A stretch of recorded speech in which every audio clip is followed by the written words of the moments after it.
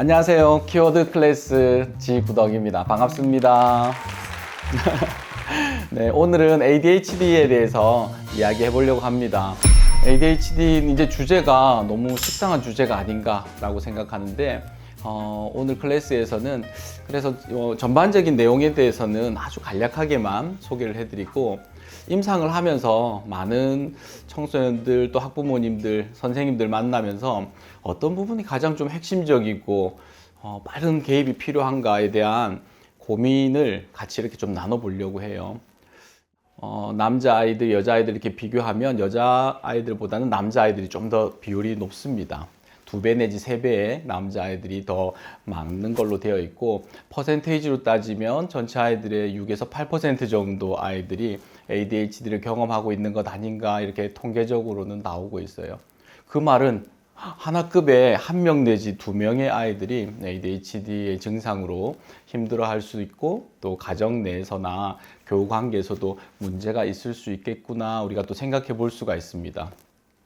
그뿐만 아니라 이제 청소년 시기가 지나서 보통은 소아청소년 질환으로 알려져 있는데 이제는 성인들에게도 남아있는 ADHD 증상들 때문에 요즘에는 성인 ADHD가 좀 곽강을 받는 것 같아요. 실제 통계 자료를 보니까 20대 성인 ADHD의 증가폭이 한 500% 정도 늘었어요. 그리고 30대 ADHD의 증가폭은 한 700% 가까이 통계적으로 이렇게 늘어난 수치를 보입니다. 그럼에도 우리 10대 미만의 ADHD를 경험하고 있는 친구가 전체에 있어서는 한 55% 정도를 차지하고 있으니까 소아청소년기에 좀 더 집중되는 그런 어려움 또 신경 발달 질환으로 생각해 볼 수 있겠습니다. ADHD 많이 알려져 있어서 이제는 외래 진료로 오시는데 어떤 어머니가 그러시더라고요. 원장님, 저희 딸은 ADD 타입인 것 같아요. 그래서 제가 놓칠 뻔했는데 선생님도 그렇고 이렇게 저도 유심히 보고 하니 분명히 과잉 행동은 없지만 주의력 문제 또 충동적인 부분들이 개입이 필요할 정도인 것 같다라고 해서 마치 이렇게 주변 동료 의사들과 얘기를 하는 듯한 느낌을 받을 정도로 촌내원에서 그런 얘기들을 하시기도 합니다. 아이들의 증상들이 초등학교 들어가기 전부터 이렇게 시작을 해서 초등학교 이제 들어가게 되면 그래도 이제는 딱 규율이 있잖아요. 수업 시작할 때 또 쉬는 시간 아니면 수업 시작하고 있으면 착석이 되어서 선생님의 말씀에 귀를 기울이고 하는 부분들이 필요합니다. 물론 새 학기가 시작되고 1학년 1학기 때 그런 부분들이 잘 안 되고 하면 아직 어린이집 유치원 티를 못 벗었구나 이렇게 조금 봐주기도 하죠. 그런데 2학기가 되었는데도 수업이 시작되었는데 뒤에서 뛰어다니거나 선생님이 말씀하시고 있는데도 얘기를 듣지 않고 반복적으로 지적을 받게 되는 이런 상황들이 벌어지기도 하면 선생님은 머리 안에 이미 ADHD 이런 생각들을 하시게 되는 것 같아요. 어머니들도 꽤 많이 알고 계십니다. ADHD는 주의력 결핍 과잉 행동 장애의 영어 이니셜을 따서 이렇게 이름을 붙였습니다. 실제 실제 상황에서는 어떻게 그러면 나타나는가? 네, 컨트롤하는 힘이 잘 안 돼요. 계획 수립이 안 되고 시간 정리, 관리 또 어떤 것들을 시작하려고 할 때 과제 개시 같은 것들도 잘 안 되고 목표에 집중하는 것 또 메타인지 이런 부분들이 잘 안 되다 보니까 엄마는 계속해서 한두 번 말하면 알아들으면 좋겠는데 10번, 20번 얘기해야 되고 이제 그만해라 하는데도 조절이 되지가 않아요.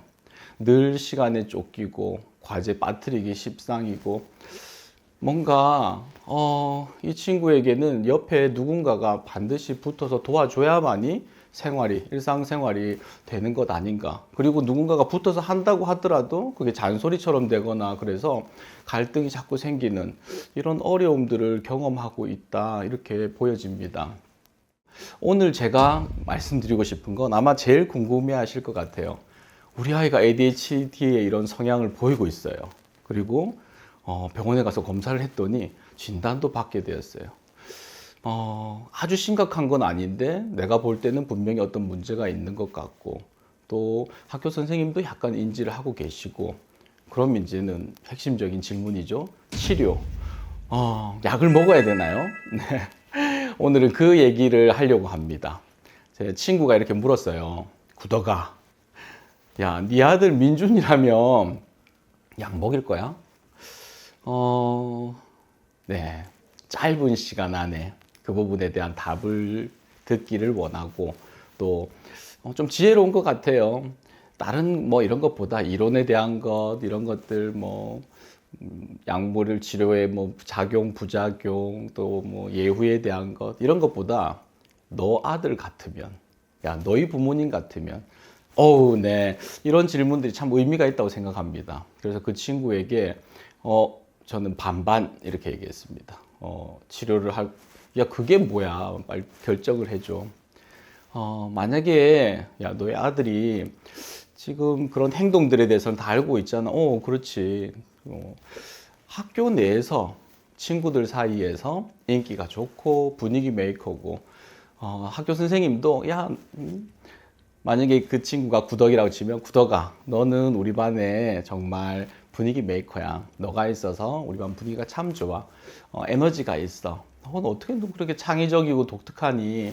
이런 평가를 받고 약간의 인싸기질을 가지고 있다라고 한다면, 굳이, 물론 약물 치료를 하면서 집중력이 좋아지고 계획도 잘 세워지고 감정 컨트롤 잘 돼서 이런 강점들이 있지만 반드시 또 약물 치료를 한다는 건 좀 생각해 볼 것 같아요.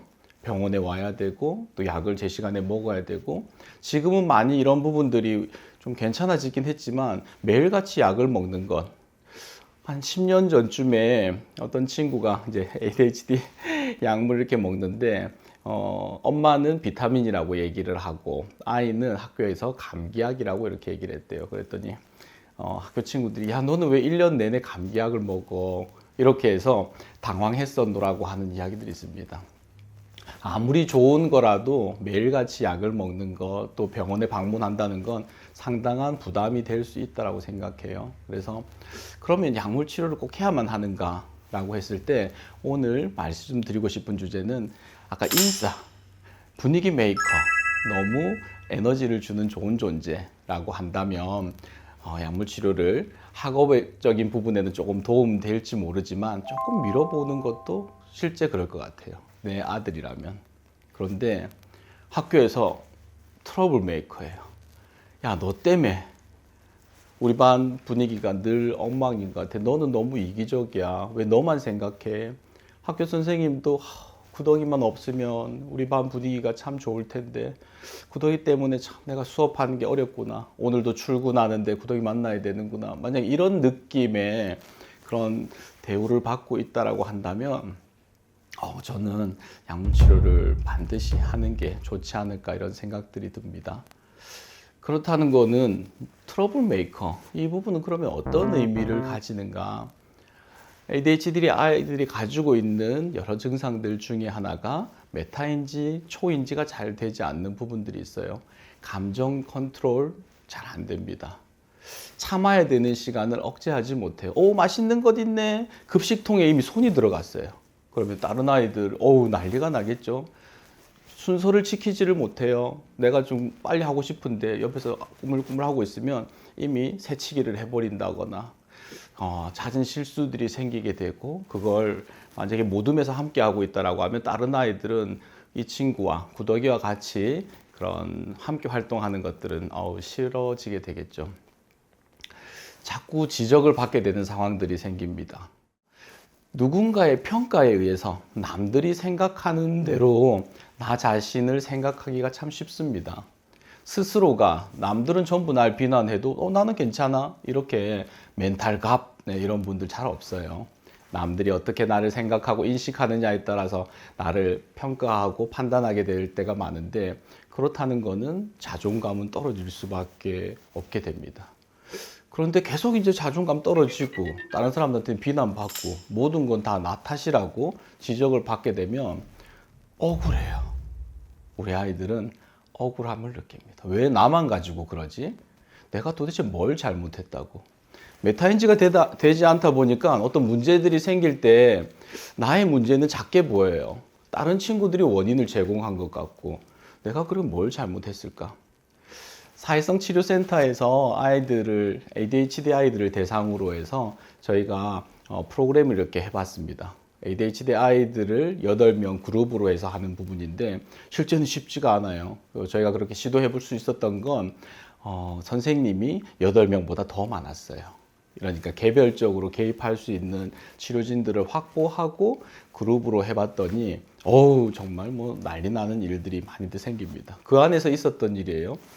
아이들이 놀고 있었어요. 새로운 보드게임을 이렇게 우와 재미나게 하고 있는데 네, ADHD 구더기가 왔어요. 너무 내가 하고 싶었던 게임이야. 나도 끼워줘. 이렇게 했습니다.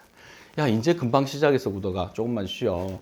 좀 옆에 앉아있어. 이번 판 끝나고 그럼 너 들어오자. 아이, 금방 시작했으면 나도 하면 되잖아. 하고 계속 몰아붙이는 거예요. 급기야 이제 먼저 하고 있었던 그룹에서 이제 짜증이 나기 시작해요. 야, 조금만 참아. 기다려. 왜 그래? 지금 하고 있는데 자꾸 너 방해하고 있잖아. 그냥 새로 하면 되잖아. 나 끼워서. 저는 그렇게 얘기를 합니다. 그러다가 그 상황을 보고 있었던 다른 친구가 구덕이 너는 너 생각만 하는 것 같아. 넌 너무 이기적인 것 같아. 화가 나요.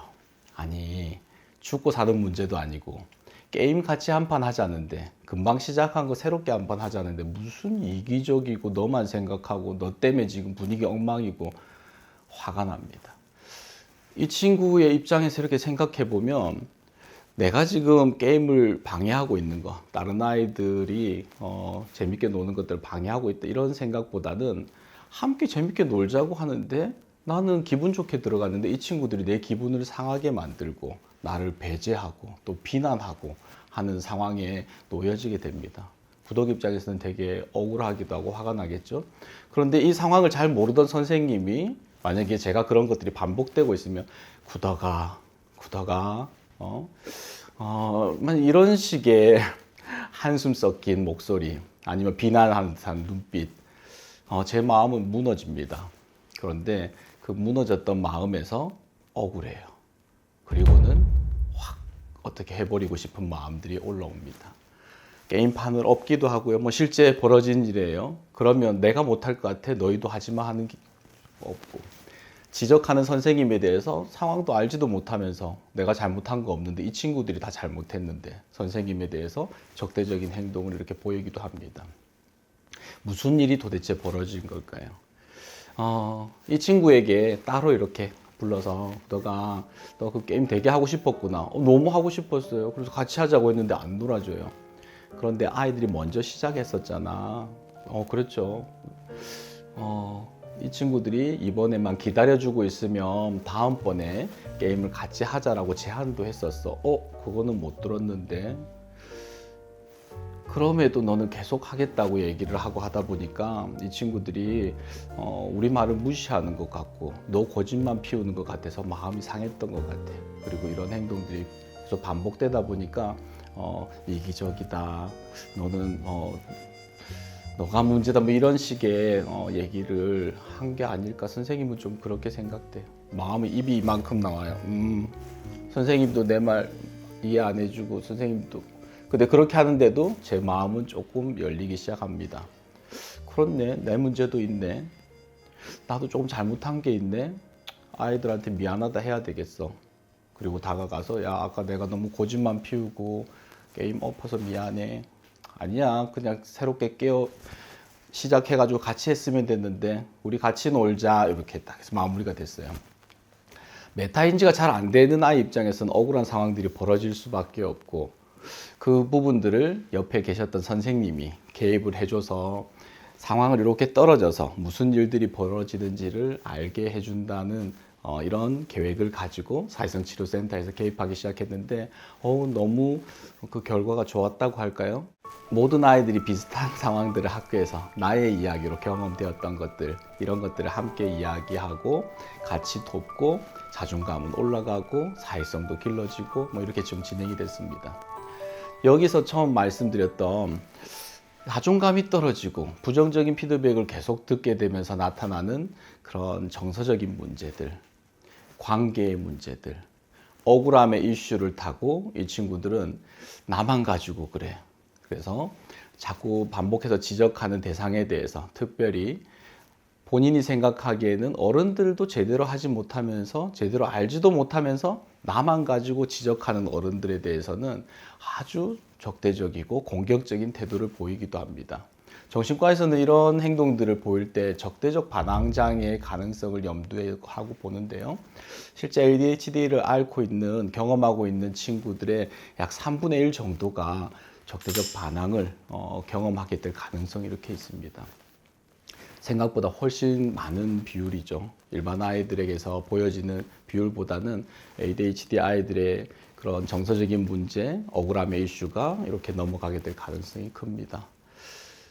적대적 반항장애 아이들을 만나보면 상당히 선생님들이 힘들어하는 아이들의 유형 중에 하나예요. 남 탓을 하고 어른들에 대해서 권위에 도전하고, 그리고 학급 내에서는 뭐랄까요, 아이들이 전부 다 있는 상황에서 교사에 대해서 엄청 공격적인 말들, 모욕하는 말들, 선생님을 당황하게 하고 하면 선생님 입장에서는 너무 힘든 아이일 수밖에 없어요. 그래서 선을 긋고 싶고 비난할 수밖에 없는 상황들로 가게 되는데, 이 친구들이 이렇게 넘어가는 부분들을 3분의 2로 돌아가게 할 수는 없을까? 또 더군다나 이 3분의 1이 적대적 반항이 되었다고 했는데, 그 중에 또 3분의 1 정도는 만약에 10세 이전에 이런 좀 심각한 적대적 반항의 모습을 보이기도 하고, 특별히 더 진행되어서 품행의 문제, 품행장애로 이렇게 진단되는 부분은 또 조금 결이 다른 느낌이긴 한데요. 좀 싸한 느낌이 있어요. 이 친구는 양심이 없나? 이 친구는 공감하는 능력이 아예 없을까? 이야기를 막 들어보고 하니까 뭐 동물 학대에 대한 것, 또 좀 끔찍한 내용들이 좀 있어요. 내가 사랑하고 품고 이렇게 하기에는 나의 감당할 수 있는 범위를 넘어섰어 하는 느낌을 품행장애 아이들은 또 보이기도 합니다. 적대적 반항장애 아이들의 3분의 1이 또 품행으로 이렇게 넘어갑니다. 품행으로 진단된 친구들은 개입하기가 상당히 어려워지게 되고 많은 에너지를 쏟아야 되는데요. 그래서 오늘의 키워드, 네, 약물 치료를 해야 되나요, 말아야 되나요? 만약에 우리 아이가 지금 부모님에 대해서, 학교 선생님에 대해서, 권위를 가지고 있는 대상에 대해서 공격적인 태도, 약간의 그런 부분들이 아니라 그게 반복되어서 이 친구 너무 까칠한데, 얘는 너무 버릇없어. 그래서 관계의 문제들이 이미 생겨나고 있고 정서적인 문제 이미 시작되었다라고 한다면 ADHD 약물 치료를 하는 게 저는 훨씬 좋구나, 이렇게 권해드리고 싶습니다. 오늘 뭐 굳이 약물 치료를 합시다 뭐 이런 시간은 아닌데요. 우리 아이들이 이렇게 이런 경과를 보이는 ADHD 잘만 개입하고 도와주고 하면 정말 창의적이고 아주 뭐랄까요, 조직에 에너지를 줄 수도 있고 즐겁고 유쾌하고 참 기발한 이런 강점들이 많은 아이인데도 불구하고 정말 미운 털 박힌 아이, 트러블 메이커, 주변을 힘들게 하는 아이로 그렇게 점점 악화의 과정들을 경험하게 될 가능성이 있습니다. 이 부분에 대해서 약물 치료라는 주제로 할까요 말까요 이렇게 접근하긴 했는데, 그런 정서적인 증상, 자존감 이슈, 그런 적대적 반항, 품행의 문제들이 우리 아이에게 보여지고 있다고 하면 빨리 개입을 해서, 아까 3분의 1이라고 얘기했지만 3분의 2의 아이들을 그럼 건강한 방향으로 잘 갈 수 있는 여지가 있으니 좋은 쪽으로 돌릴 수 있게 조기 개입을 하면 어떨까 하는 이야기를 드리고 싶었습니다. 네. 오늘은 ADHD에 대해서 이야기했는데요. 그런 핵심 증상에 대한 것뿐만이 아니라 우리 아이들의 자존감 이슈, 정서에 대해서도 이렇게 얘기해 보았습니다. 약물 치료 할지 말지에 대해서도 고민을 해봤는데요. 이 주제를 가지고 학교 현장에서는 그럼 어떤 아이들의 모습으로 나타나고 우리는 또 어떻게 가정 내에서 개입해야 하는지를 또 안지은 팀장님과 함께 이야기하는 시간을 또 향후에는 가져보도록 하겠습니다. 오늘의 키워드 클래스 ADHD 이것으로 마치겠습니다. 감사합니다.